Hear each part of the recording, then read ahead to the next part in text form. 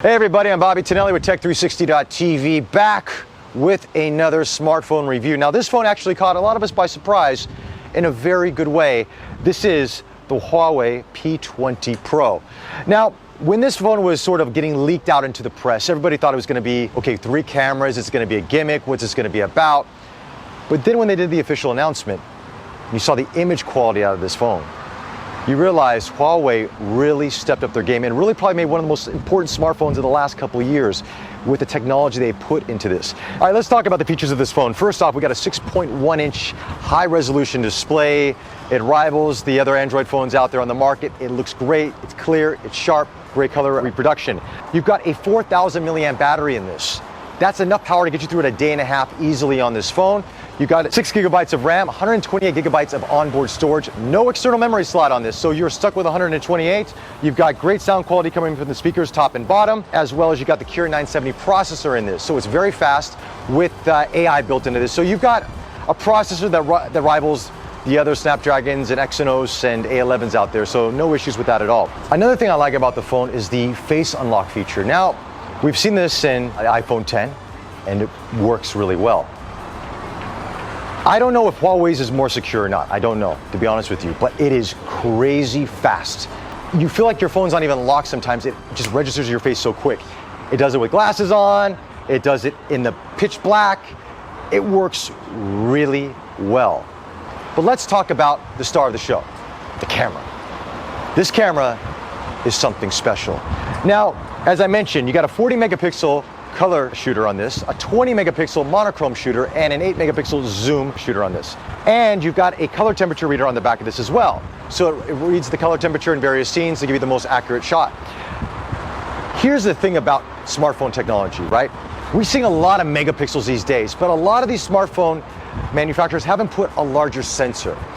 And the reason for that is maybe due to size or maybe due to economics. But the sensor size makes a big deal, especially if you even look, just talk about cameras for a second. APS-C sensor, full frame sensor, medium format sensor, okay? The bigger the sensor, the more information that comes into the image, better dynamic range, better color reproduction, better in low light, et cetera, et cetera. This has the largest camera sensor of any smartphone on the market right now currently. As a matter of fact, if you know about smartphones in the past, the Nokia PureView 808, the Nokia Lumia 1020, well, the guy that used to work at Nokia is over at Huawei, and he put some of that technology into this phone right here, of course with the latest software. And you're going to really see a difference when you take the images. But let's talk about day-to-day usage and some of the features that come in the camera. First off, if you look at the camera menu, it looks somewhat similar to other smartphones out there. Hey, there's no problem with that. What works, what works. It makes it easy, it's the familiarity to it, but it gets into what Huawei and Leica are doing together that really separates this camera versus other ones. Let's start from the very beginning. Aperture mode allows you to focus on a subject and kind of give you that bokeh, so you can go from a 0.95 all the way up to f16, which pretty much makes everything sharp. Next, you have photo mode. Now, photo mode is the standard setting. This is going to be your color shooter. It can go up to 40 megapixel. By default, it's 10 megapixel. That allows you to do 3 times and 5 times zoom. You can't do that in 40 megapixel, by the way, but it works good. Video mode, 4K video, no issues with that. It works as described. Pro mode. Pro mode is really where you get to dig in deep into the settings. You get more of that rangefinder DSLR kind of feel to it. You can adjust shutter speed, ISO, so forth and so forth. It works well. And if you want to take some time to get some really nice shots, I recommend using Pro mode. Then you get into More. Now, More is a sub-menu of the camera system and allows you to have filter, 3D panorama, time-lapse, HDR, monochrome, slow-mo, light painting, document scan, and more. Huawei's got you covered on all the settings of this camera. But let's talk about night mode, because night mode is really, it's the star of the camera. Because with Huawei's AI, by automatic default, it does 4-second exposures handheld, and it's sharp. So it can turn night almost into day, or twilight for that matter. You can push it up to 8 seconds, but it defaults 4, and 4 is plenty to really capture a lot of the detail at nighttime. You can use this for portraits of people, you can use this for scenery. It really is amazing to see, and I'm sure you've seen pictures on Instagram and on other YouTube videos already about this. It is, I can't say enough how cool night mode is.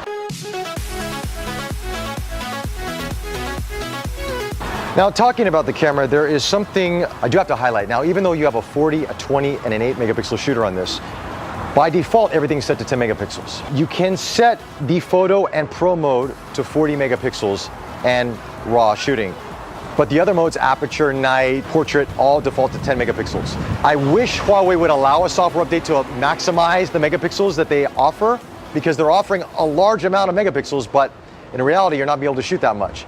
That could be a software update in the future, but as it stands right now, it's pretty much a 10 megapixels by default, except for those two modes. In addition, let's talk about the ISO. Now, in the keynote, I believe Richard mentioned that the ISO can go up to close to around 100,000 plus, right? Some crazy high ISO number.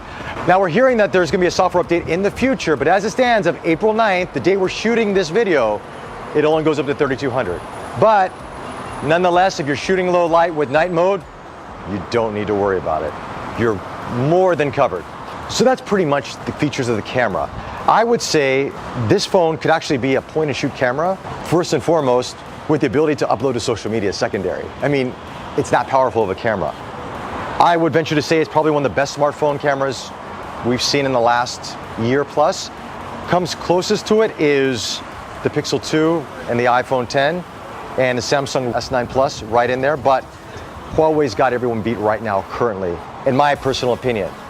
But not all is perfect with this phone. First and foremost, there's no wireless charging. Now, you have a glass back, which allows wireless charging, but they didn't put it into the phone for some reason. And you're competing with flagship Android phones out there that do wireless charging, so I wish Huawei put that in there.